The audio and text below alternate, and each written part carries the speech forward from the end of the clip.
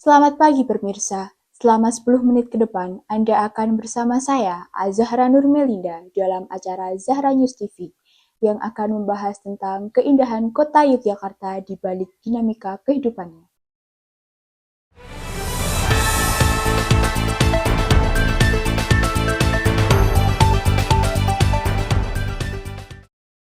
Kota Yogyakarta merupakan salah satu kota terpadat di wilayah Jawa dan juga dikenal sebagai kota istimewa.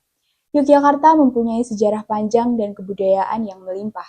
Akan tetapi, banyak permasalahan sosial yang ada pada kota ini, seperti masalah perekonomian, ketimpangan ruang, kemacetan, dan kenaikan harga tanah di daerah Yogyakarta ini.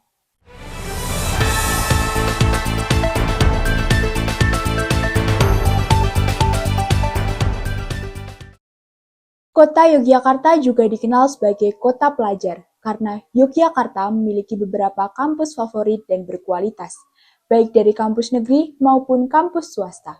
Selain itu, Yogyakarta biasa disebut kota budaya karena kekayaan tradisi Jawa yang sampai sekarang masih dilestarikan dan dijaga, sehingga membuat para wisatawan tertarik untuk datang di kota ini.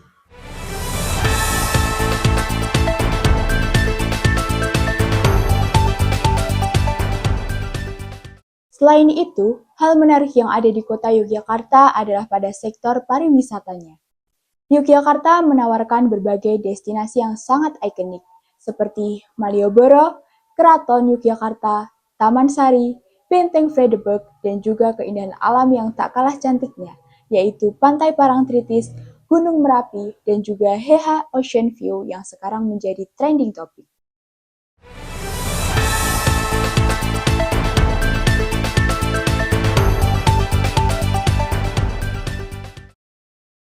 Tata ruang di wilayah Yogyakarta bisa terbilang cukup unik, tetapi memiliki makna filosofis yang ada di dalamnya. Dilandaskan pada sumbu imajiner yang menghubungkan Gunung Merapi pada bagian utara Yogyakarta, keraton yang menjadi pusat kota, hingga Samudra Hindia di pantai selatan. Tentunya, dengan keunikan tata ruang yang ada menyebabkan adanya keseimbangan antara kekuatan alam yang terletak pada Gunung Merapi dan pantai selatan, pusat spiritual dan budaya yang melekat pada Keraton Yogyakarta, serta dengan kehidupan manusia yang ada di sekitarnya. Makna filosofis ini dirancang langsung oleh Sri Sultan Hamengkubuwono I pada abad ke-18.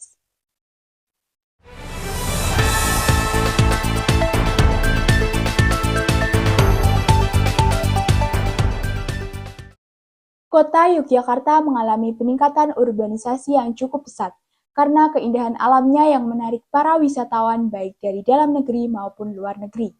Selain para wisatawan yang datang untuk berkunjung, hal ini menyebabkan banyak orang-orang bermigrasi ke kota Yogyakarta karena mereka mengincar peluang kerja pada sektor pariwisata. Oleh karena itu, kota Yogyakarta berkembang dengan pesat dan memanfaatkan fenomena ini untuk menaikkan harga tanahnya. Selain itu, kota Yogyakarta juga dikenal dengan sebutan kota pelajar, karena beberapa kampus terkenal dan ternama. Seperti contohnya Universitas Gadjah Mada dan Universitas Negeri Yogyakarta. Banyak pelajar dari luar Jawa datang ke Jogja untuk menempuh pendidikan tinggi. Tidak hanya karena adanya kampus berkualitas dan terkenal, dari segi biaya hidup yang tergolong murah dan masih terjangkau, suasana kota yang asri dan indah, kebudayaan yang selalu dijaga, dan juga tempat wisata yang ramah di kantong. Para pelajar yang tinggal di kota Yogyakarta untuk menempuh pendidikan tinggi menjadi nyaman di kota ini. Dengan demikian, beberapa dari mereka ada yang menetap dan mencari pekerjaan di sini. Sehingga, kepadatan penduduk terjadi setiap tahunnya, dan kota Yogyakarta juga dinobatkan menjadi kota terpadat urutan ke-6 di Indonesia.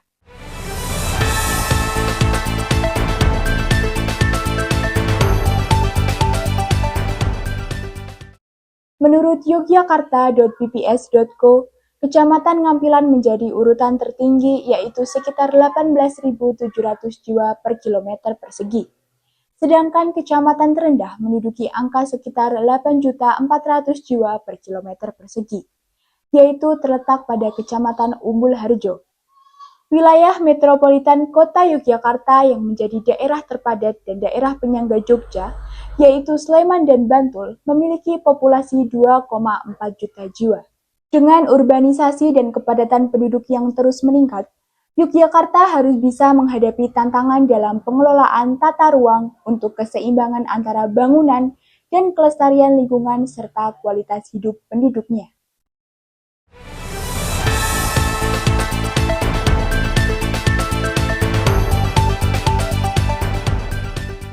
Pada tahun 2025, Kota Yogyakarta mengalami peningkatan pada sektor perekonomiannya.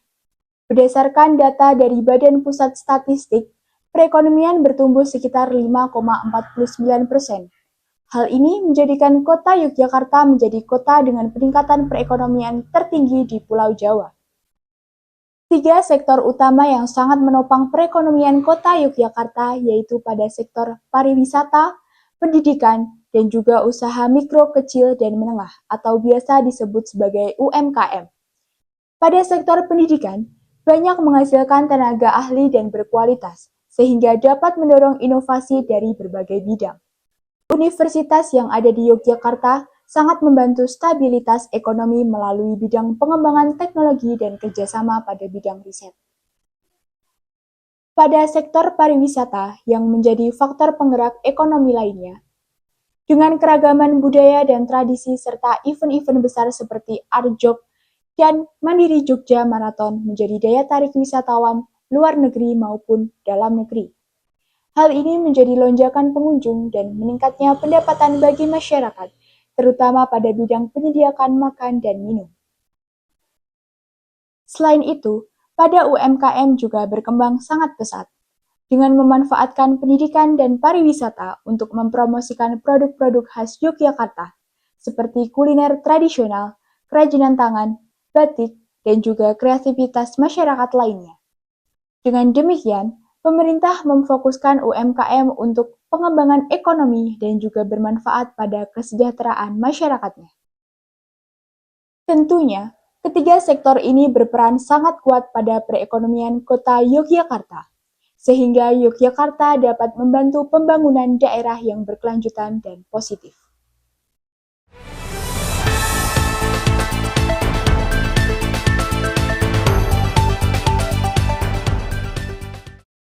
Akan tetapi, masih banyak faktor yang dihadapi dan menjadi tantangan dalam segi sosial serta ruang. Tantangan ini menjadi kompleks pada tahun 2025. Salah satu permasalahannya adalah kemacetan lalu lintas yang mengkhawatirkan. Pertumbuhan kendaraan bermotor mencapai 7,4% per tahun, sedangkan untuk mobil 10%.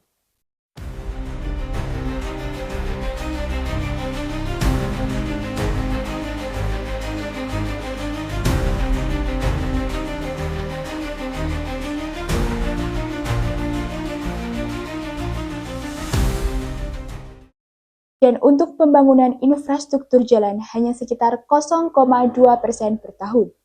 Malioboro, Tugu Jogja, Kridosono menjadi jalan utama yang mengalami kemacetan parah, terutama pada jam sibuk sekitar pukul 7.00 hingga 9.00 waktu Indonesia bagian Barat, dan pukul 16.00 sampai 18.00 waktu Indonesia bagian Barat. Selain itu, pada hari libur juga jalan ini menjadi sangat padat dan macet parah. Arah Malioboro padat merayap. Ini dari arah timur, dari Kridosono. Ya, ini dari arah selatan, Jalan Mataram. Nah, itu masuk Malioboro ya. Nah, ini. Selain kemacetan, kenaikan harga tanah dan biaya sewa lahan memberatkan masyarakat terutama pada UMKM. Fenomena gentrifikasi juga terlihat jelas di beberapa kawasan, yang di mana perumahan dan usaha kecil digantikan dengan pembangunan hunian kelas menengah ke atas. Hal ini menyebabkan sebagian warga menjadi kehilangan akses pada tempat tinggalnya. Ketimpangan ruang terlihat semakin jelas. Kawasan yang strategis lebih banyak difasilitasi dibandingkan daerah pinggiran.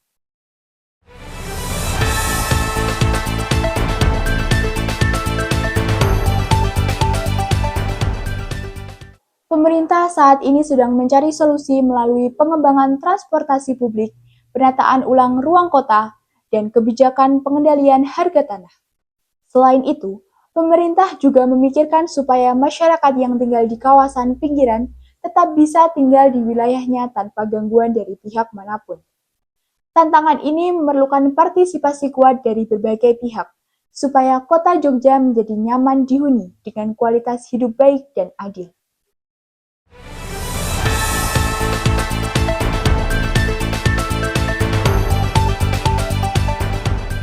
Informasi tadi menutup jumpa kita pada kali ini. Saya Azahra Nurmelinda pamit undur diri dan sampai jumpa.